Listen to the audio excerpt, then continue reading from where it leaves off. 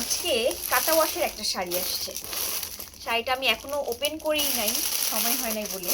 তো শাড়িটা খুলছি এবং একটা ভিডিও করছি, কারণ অনেকেই বলেন যে আপু কাটা ওয়াশের শাড়িটা আপনি কীরকম কস্টিং করতে পারে। একটা জিনিস আমি একটু বলে দিই, আপনারা কিন্তু অনেকেই শাড়ি পাঠান আমাদের অ্যাড্রেসে, বাট আপনাদেরকে যে আমরা শাড়িটা পাঠাবো সেই অ্যাড্রেসটাও কিন্তু দিয়ে দিতে হবে, কারণ অনেক সময় দেখা যায় আমাদের কাজের প্রেশারে কিন্তু আপনাদের অ্যাড্রেসগুলো হারিয়ে যায়। তো আপনারা যদি একসাথে আপনাদের রিটার্ন অ্যাড্রেসটাও পাঠিয়ে দেন লিখে, তাহলে কিন্তু পাঠাতে আমাদের সুবিধা হবে। হ্যাঁ, তো যাই হোক, এই হচ্ছে আমাদের আপুর শাড়িটা। মোটামুটি ফ্রেশ একটা শাড়ি, মানে খুব বেশি প্রবলেম আছে মনে হচ্ছে না। তারপরও খুলছি, দেখা যাক, পুরোটা খুললে ভালোভাবে বুঝতে পারবো। তো শাড়িটা বেসিক্যালি আমাদের কাটা ওয়াশের জন্য পাঠানো হয়েছে। একটু সফট হয়ে গিয়েছে, এটা বোঝাই যাচ্ছে।